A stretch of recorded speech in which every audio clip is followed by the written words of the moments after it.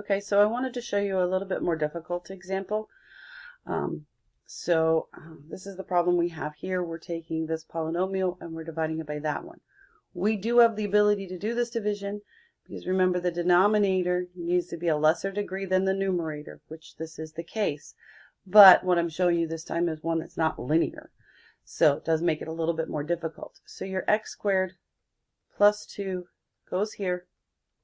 And underneath the bar, we're going to write this polynomial and make sure that we have each and every term. So we have 3x to the fourth, so I need my x cubed term, so that's minus 7x cubed. So I need my x squared term. There's not one, so I'm going to put 0x squared. Then I need my linear term, and there's not one of those either, so I'm going to put 0x and then plus 5. So I'm going to go through my division just like I normally would. You just have to be careful with when you get results what you're lining up with what. So I'm going to have all of my x to the fourth lined up here, and all my cubes and all my squares and linear and all my constants, so they all stay in order. Alright, so what do I need to multiply x squared by to get to 3x to the fourth? Well, I need to multiply by 3 and an x squared. So I'm going to come over here to this x squared and say that I'm going to multiply by 3x squared. Do that multiplication, 3x squared times x squared is 3x to the fourth, and 3x squared times 2 is 6x squared. So it doesn't go here, it goes over here. So 6x squared. But I'm still doing a subtraction of both of those things.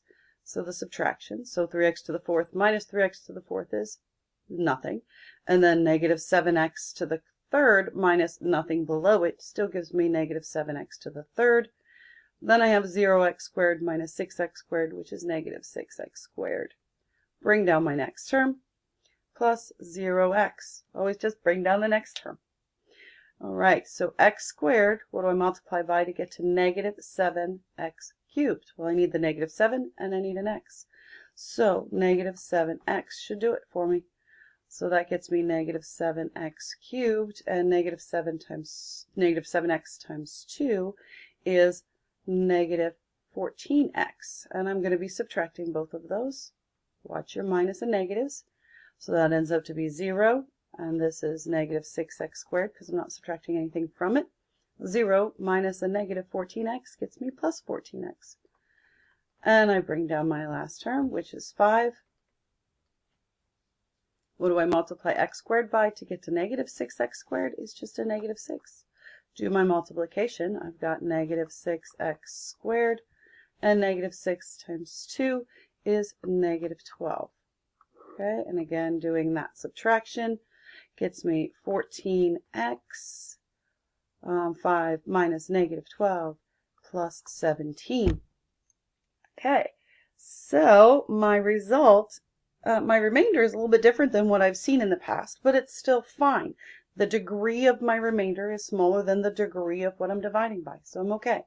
So my answer is 3x squared minus 7x minus 6 plus, and then I do my remainder, 14x plus 17 over what I'm dividing by, x squared plus 2.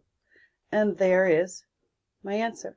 Now, what this tells me is that x squared plus 2 is not a factor of this polynomial because my remainder was not 0.